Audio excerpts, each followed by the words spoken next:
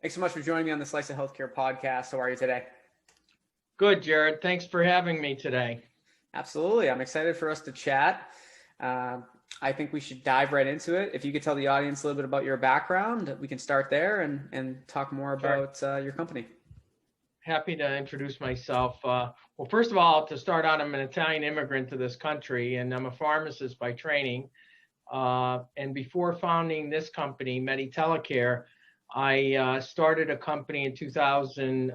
Before starting this company, I started another company, which was a health services company, providing psychiatric and psychology services through clinicians to residents and patients in skilled nursing centers. And I grew that up to be the largest in the nation, servicing over 200,000 patients throughout the nation. And I recognized a need in that process that there was an accessibility problem of not having enough psychologists and psychiatrists to treat the population we were working with, as well as just difficulty in accessing largely an elderly population. So after I sold that company, I founded this company, which is a completely virtual telehealth company.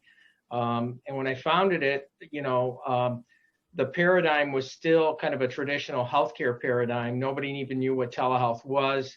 Most of the people I spoke to said, no, you're no way you're going to disrupt the current model of face-to-face in-person visits with clinicians. And then the pandemic came along and that changed everything. And now the paradigm for telehealth and telecare is the new normative and the new disruptive technology that's taken over. So we're at the right place at the right time. Interesting. It's, I think your background too sets you up perfectly for what you're building now. What are, I guess, some of the key aspects from your background that you've really taken to this current venture that you think is really helping continue to move things forward? Like, obviously, there's probably many things that you could say, but if you had to focus in on a couple.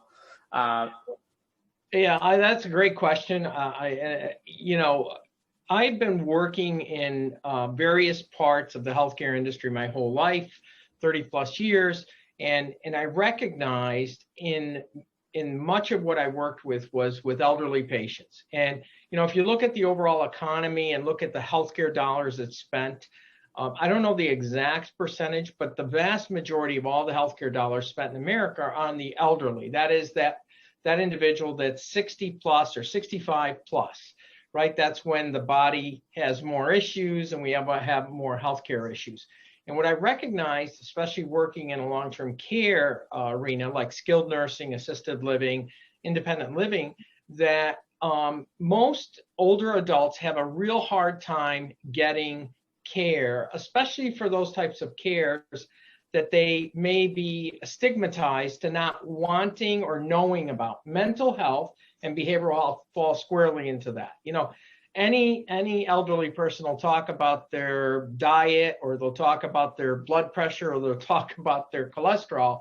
They have a hard time talking about their memory, and they certainly don't want to talk about, depression or any of those kind of things. So what's prepared me to get to this is kind of an understanding of the elderly and adult community, and how telehealth is just perfect to break down that stigma and give them a one-on-one treatment that they can access through mobile devices and computer devices.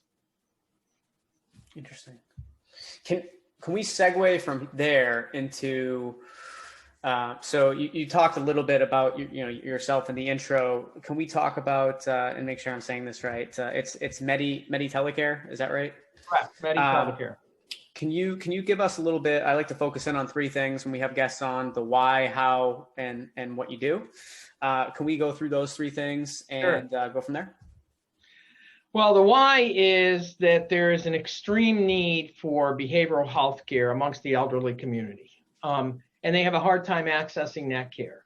If a typical person or family member starts thinking their loved one is having a hard time with cognitive impairment or depression, well, they have a really tremendously difficult time finding a practitioner, a clinician that'll treat them. So the why is easily to answer, because through telehealth and through kind of a network that we bring to the table of hundreds of clinicians that can access us on our website, they can access us through our app, that breaks down that why and fixes it. The second part is, what do we deliver? We deliver a combined treatment protocol, which is really using psychiatry defined to be the medicine of mental health. And then the other one is psychology, really described as the talk therapy. So the combination of both talk therapy and psychiatry we bring to the table through a digital virtual environment for that patient or for that resident. And that really working together helps reduce the use of antipsychotic medication and psychotropic meds that often cause a lot of other dangerous side effects, and people falling down, they end up in a hospital or all that kind of stuff. So the what is kind of easy. And then what was the last one you want me to answer? You want me to answer? Oh no, you had all three, I believe. The why, how, what. Yeah, and how is, through the technology. I mean, we've got this whole virtual toolkit that we use. So we can do digital diagnosis through our teletechnologies. We can do and follow the patient along, see the patient on a face-to-face tele solution, whether it's on a tablet, on an agnostic to either iOS platform or Android platform, or on a browser, or we can load onto a workstation on wheels in a hospital setting or in a long-term care setting like a nursing home or an assisted living situation. So that's really cool in terms of that. Yeah, it's certainly interesting, and what's really interesting for me is that I believe, and correct me if I'm wrong, but I believe you thought that we were going to be where we're at with telehealth several years ago, right? And now you're getting to see it come to fruition. Two things. How great does that feel to be able to kind of predict the right thing? And how do you think we'll continue to move forward in the telehealth space now that we have serious traction and people are constantly using telehealth services? I put up a poll the other day on the Slice of Healthcare page where I talked about, what do you do when you don't feel well, right? Are you booking a telehealth visit? Are you going to an urgent care center? Are you calling your doctor? And I remember 5 years ago, it was always you call the doctor, you go in for an appointment, maybe you go into urgent care, right? And it's crazy. I don't even think that's being selected as an option at all. It's like, first it's, I go to telehealth or I go to urgent care, or even I'll Google the symptoms myself and then I'll go to one of those two options. So can you elaborate a little bit? Yeah, I can. And that makes me feel good. And yes, you're right. I feel really good about where we're at and having made the decision to make the decision to sell kind of a brick and mortar company and go totally virtual, if you will. And that's kind of where I ended up. We're a byproduct of our past. I'm at the age of kind of being an older adult. And yet 20 plus years ago, I was one of the first online pharmacies. I built an online pharmacy and it disrupted that. And I thought to myself, well, okay, what's going to be the next disruption? And I knew telehealth was just an easier way to reach the patient and an easier way for the patient to reach you, meaning the clinician.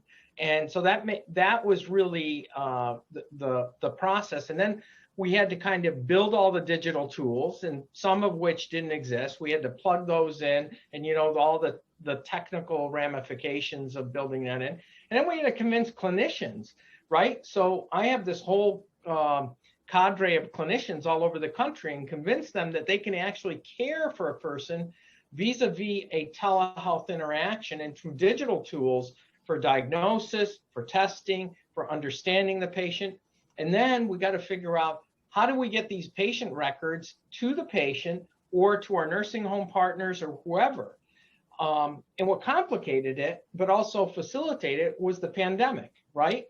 So I started this company in 2018. The pandemic comes along last year. We were still building and learning, and all of a sudden, nursing homes throughout the United States became the epicenter of the pandemic. And it's been a sad state of affairs where they've been largely hit by the infectious disease, the virus. and they've lost a lot of people. But the need was there because all these elderly adults were isolated. They couldn't talk to their family. They couldn't even come out of their rooms in many cases. They felt like they were in prison in some cases. And the means of getting to those individuals to help them, especially with talk therapy and having, an empathetic counselor, a psychologist, and we employ all doctors of clinical psychology here, which is a big difference.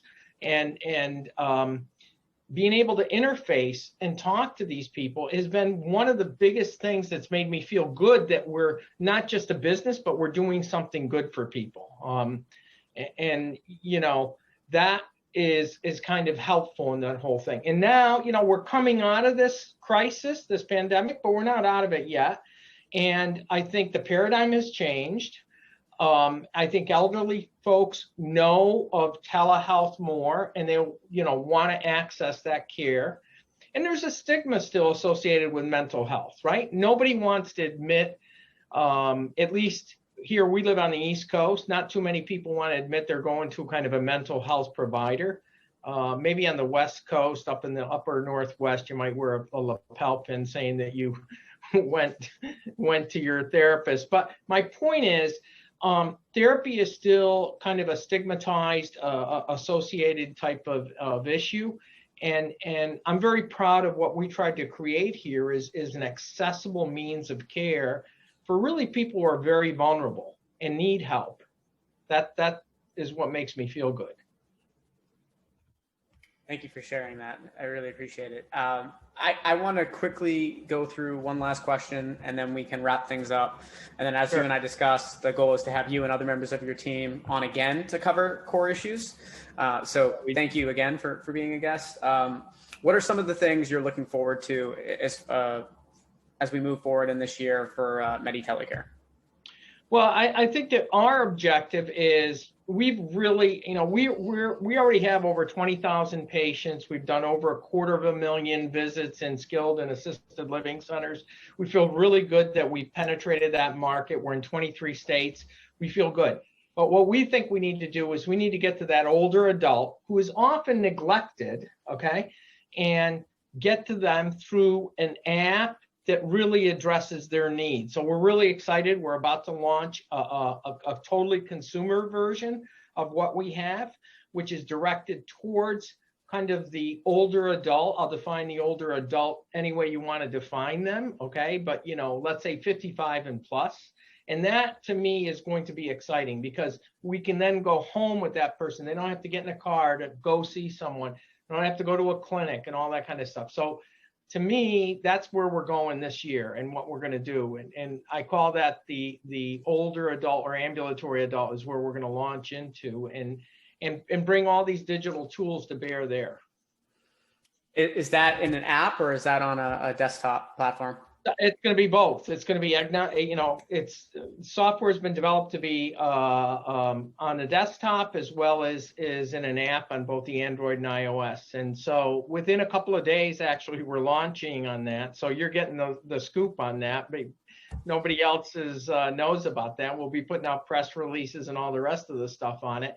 But we're really excited about it. And we're building off of what we learned by doing this in an institutional setting, like a skilled nursing setting or an assisted living setting. So we really know what we're doing because those people are really, really sick people. So oftentimes suffering from, we treat everything from mild depression all the way to pronounced Alzheimer's disease, everything in between, psychoaffective disorders, anything in between that's mentally health oriented. And if we can bring that to the consumer market and make it more accessible to especially the older adult, there's a lot of people that are focused on what I'll call the younger adult, which is also very important, but nobody's focused on that kind of older adult where cognitive impairment and other things start affecting that person. So that's very exciting for me. I'm really excited about bringing that to market. Look forward to the press release and more information on that. Exciting. Maybe we can have you on again too to talk about after some time goes by, launching both of those things. We can talk about how things are going. And awesome. Yeah, well, I'd love to be back on, and I'd love to get some of my very smart doctors and clinicians on with you. I think that your audience would benefit from hearing from some of their interactions with patients and so forth. Absolutely. Yeah. And I'd love to have you on a live show that we're launching shortly. I think that'd be a lot of fun. Maybe it's something that you and I can co-host. We can get some other people in the telehealth space and just have some good conversations on the future of telehealth and where things are heading, and maybe talk more about how these predictions became a reality. Because I think people always love when you call your shot and you're right. Not so much when you're wrong, but when you're right, they want to hear about it. So I look forward to continuing the conversation and building this relationship. And thank you again for being on the podcast. Really appreciate it. Great. Thanks, Jared. Thanks very much. Thanks for having me, and I'll look forward to the next one.